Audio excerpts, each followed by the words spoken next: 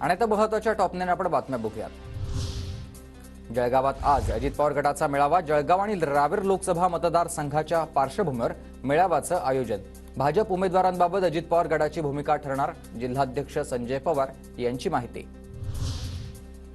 राज्यात उष्णतेच्या लाटेसह पावसाचा अंदाज। अनेक ठिकाणी उन्हाचा पारा वाढण्याची शक्यता, तर राज्यात आज आणि उद्या अवकाळी पावसाचा अंदाज। मनोज जरांगे यांचं शिष्टमंडळ सकल मराठा समाजाच्या बैठकीत झालेल्या मारहाण झालेल्या तरुणाच्या भेटीला। शिष्टमंडळाकडून तरुणाच्या तब्येतीची विचारपूस। पुण्यात आचारसंहितेपर्यंत नवे मद्य परवाने बंद। निवडणुकीच्या पार्श्वभूमीवर जिल्हाधिकाऱ्यांकडून पुण्यात ड्राय डे घोषित। मद्य वाहतुकीला देखील निर्बंध असतील।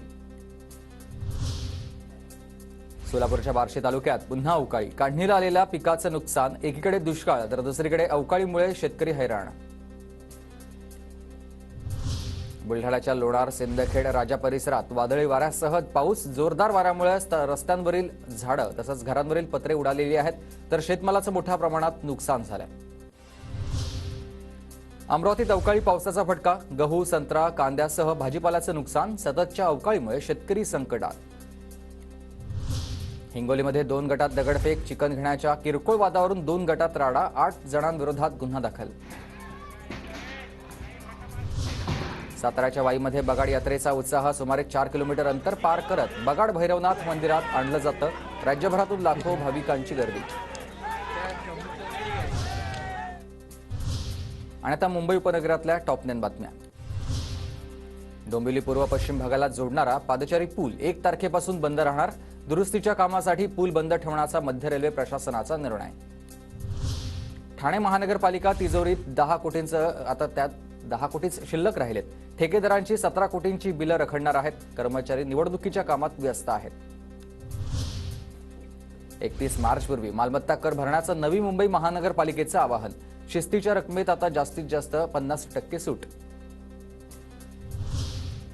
ठाण्याच्या सेवा रस्त्यावर वाहनं उभी करणाऱ्यांवर आता पालिकेचा बडगा। ठाणे महानगरपालिका आणि वाहतूक शाखेकडून एका दिवसात 215 वाहनांवर कारवाई। वांद्रे वरळी सागरी सेतूवरील प्रवास 1 एप्रिलपासून महागणार आहे। MSRDC कडून पथकवारी करवाढीचा आता निर्णय घेण्यात आला आहे।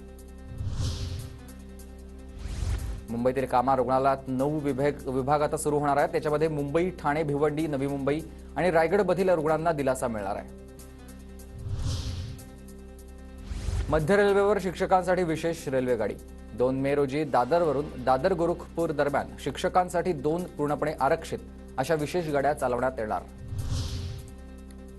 कल्याण पश्चिम रेल्वे स्थानक परिसरात सापडली संशयित बॅगेत चांदीचे तसंच दागिन्यांसह 30,000ची रोकड देखील सापडली।